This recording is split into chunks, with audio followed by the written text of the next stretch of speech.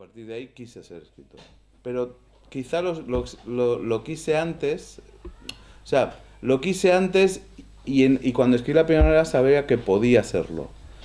Pero cuando quise escribir una novela, cuando yo dije yo quiero ser escritor, yo creo que cuando leí La Colmena y cuando leí 100 años de soledad. La Colmena es de Camilo José Cela y 100 años de soledad, esto lo saben los que van a hacer selectividad. Gabriel García Márquez. ¿Qué hace falta para ser escritor?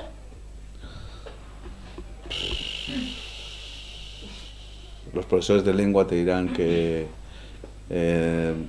dominar la sintaxis, tener un léxico rico. Yo creo que hay que leer mucho y tener una mente completamente retorcida.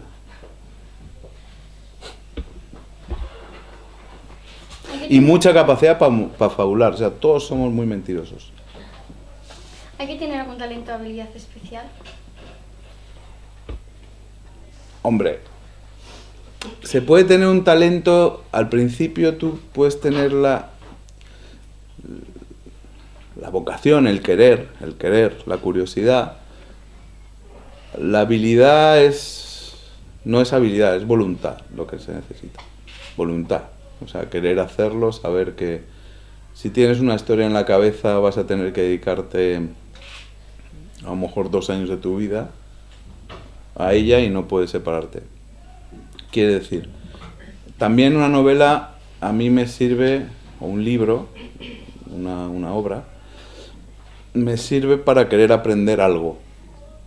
O sea, yo escribo a veces, que escribo generalmente novelas porque quiero aprender de las cosas de las que voy a escribir. Por ejemplo, escribí una novela sobre Dalí, quería saber quién era Dalí. Escribí una novela sobre un pianista, quería saber lo que era el mundo del piano.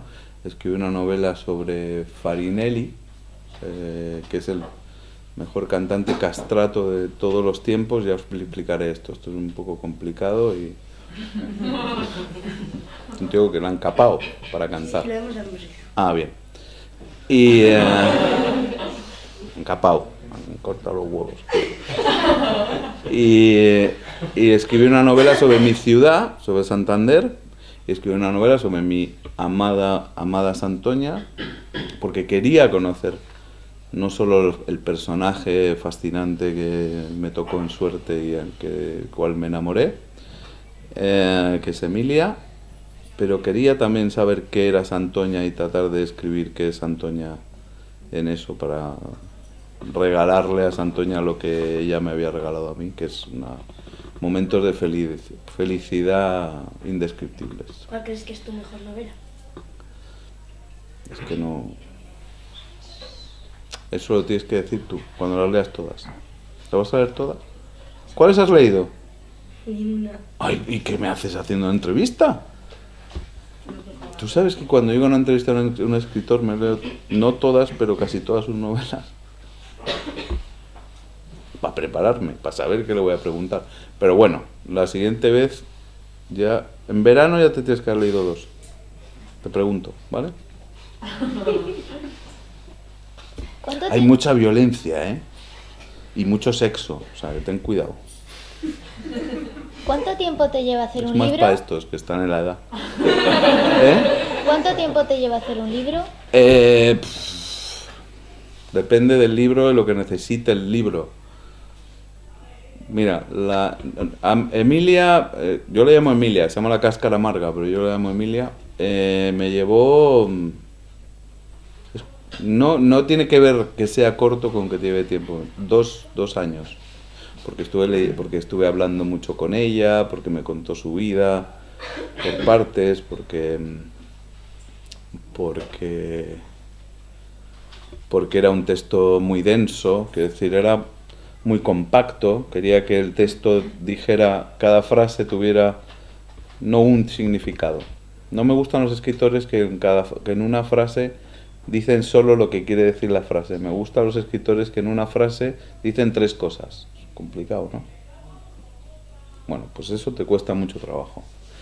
Y bueno, la novela que más tiempo me ha llevado ha sido Ahogada en llamas. Me ha llevado 3 o 4 años.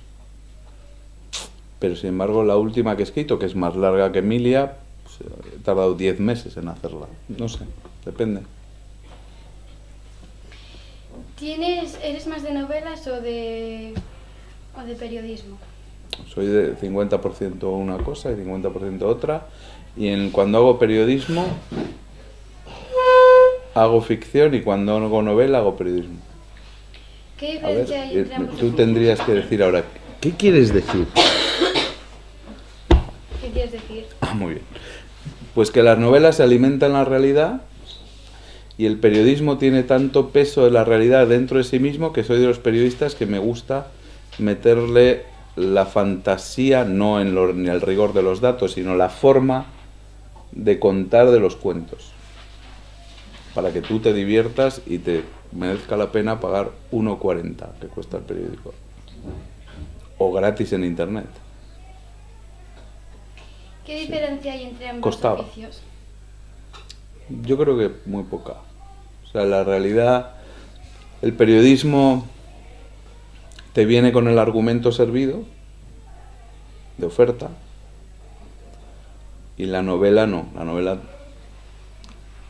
aunque se base en una historia real y puedas hacer una novela de una vida, como el caso de Emilia, bueno, es que esa novela es periodismo. Es más, a mí me influyó la novela.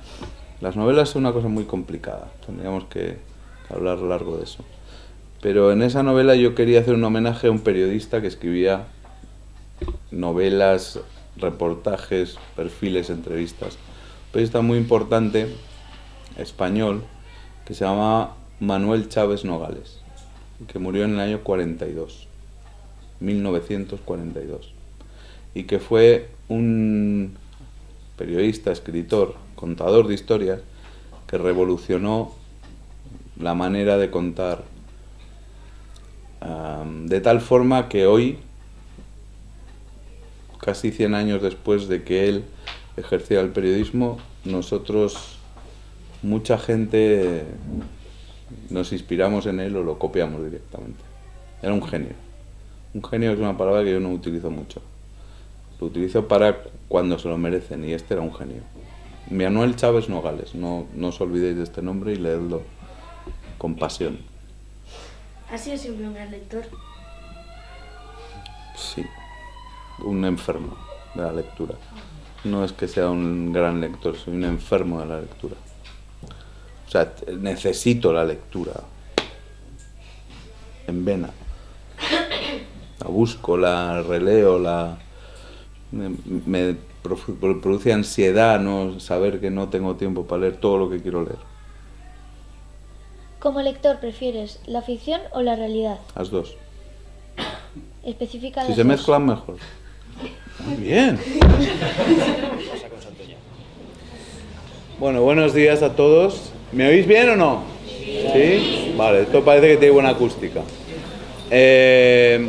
Yo soy Jesús Ruiz Mantilla y me considero en gran parte santoñés.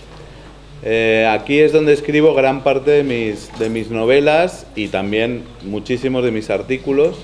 Tengo una casa en Berria y voy muy a menudo. Desde que tenía 7 años, todos los años he venido aquí a pasar todos los veranos de mi vida. ¿Qué tiene Santoña? Yo creo que Santoña es un lugar que no se parece a nada. Yo he viajado por todo el mundo, que no se parece a nada de lo que conozco. Las ciudades, sobre todo en Europa, tienen puntos de encuentro, puntos en común,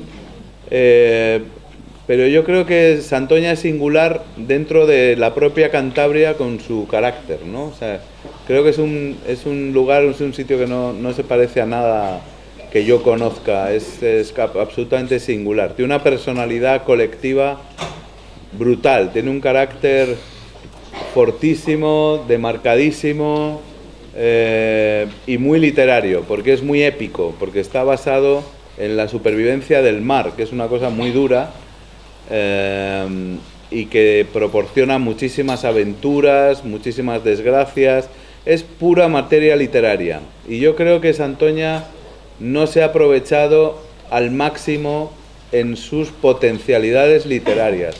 Por eso me empeñé en escribir una novela sobre Santoña, basándome en un personaje fundamental que todos conocéis, que es Emilia, la conservera, la que hace las anchoas de Emilia, que vosotros la veis por la calle a lo mejor, o vais a la tienda, o la veis pasar por ahí, y veis una señora ancianita, amable, sonriente, dicharachera, pero esa señora que vosotros veis un día tuvo vuestra edad, y en esa edad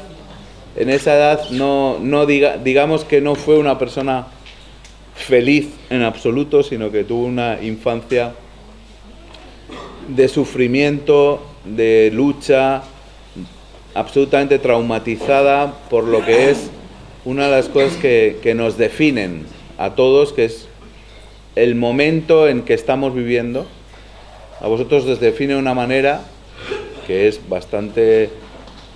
mucho mejor de lo que en la época que le tocó a ella pasar su infancia le pudo definir, o le pudo ayudar, o le pudo influir la vida. Era un momento de violencia, de terror, de rencor, de venganza, de muerte, de hambre, de desgracia sistemática, y esa lección que nos da la infancia de Emilia nos sirve muchísimo, si lo leemos hoy, para superar lo que dicen que es un momento duro, pero no tan duro como el que vivió ella, ¿no? Dice Jesús Ruiz Mantilla: ella lo vivió todo antes de saber nombrar las cosas que le iban ocurriendo. Para sus descendientes, el hambre era una plaga lejana en la memoria de algunos, o el eco de una noticia con gentes de otro color que apenas interesaba cuando salía de las televisiones a la hora de los telediarios. La guerra, una retahíla de desgracias con causas deficientes explicadas en el colegio. La muerte, algo que se daba en los viejos y muy de vez en cuando en algunos chavales por accidente. La enfermedad, algo curable, ocasional. El dinero no faltaba. El abuso, algo denunciable, punible, despreciable. La cárcel, ese lugar que había virado los ejes de su significado hasta algo más lógico. El castigo de los delincuentes. La memoria era una música callada que solo algunos se empeñaban en recordar para que el viento y la ilusión líquida del presente no quedaran amargados por lecciones que jamás debieron haberse pasado por alto.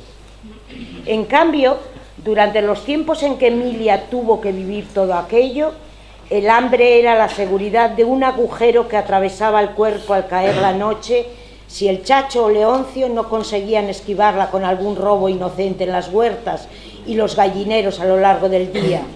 La muerte, una sombra real que acontecía a cada paso sin importar las edades. La enfermedad, aquello que volaba por el aire contagiando a unos y a otros y cuyos estragos jugaban caprichosamente con cualquier organismo, fuera fuerte o frágil.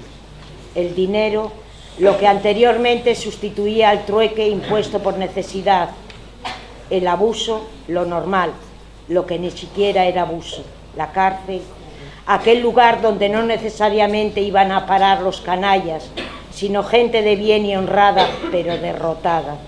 Y la memoria, ese torniquete, esa obsesión por no nublar en el recuerdo las imágenes precisas de todo lo acontecido. Bueno, en esa parte es lo que trataba de explicar antes, que vosotros tenéis una idea de los significados de esas palabras con arreglo a la situación de hoy. A la cárcel sabéis que van los delincuentes, quien ha cometido un delito. El hambre es una cosa que les pasa a los niños africanos. La enfermedad es lo que se da en los viejos, ocasionalmente en alguien por mala suerte. Pero en la época de Emilia, cuando ella era Emilia, una niña, la cárcel no era solo para delincuentes, estaba reservada también para gente decente que no se mostraba de acuerdo con lo que imperaba en el Estado. El hambre era general y la enfermedad acechaba. Tú salías a la calle y te cogías una tuberculosis y te morías, ¿no?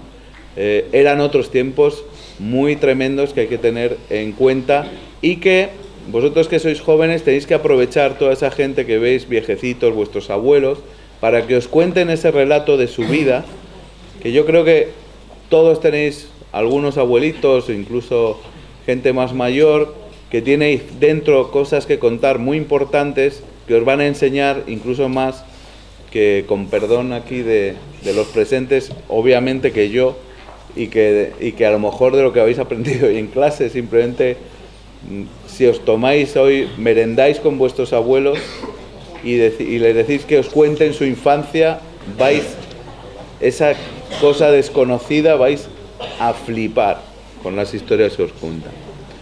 Yo os propongo que no tardéis mucho en hacerlo, es decir, que en cuanto lleguéis a casa, si está el abuelo o la abuela, le digáis que os lo cuente.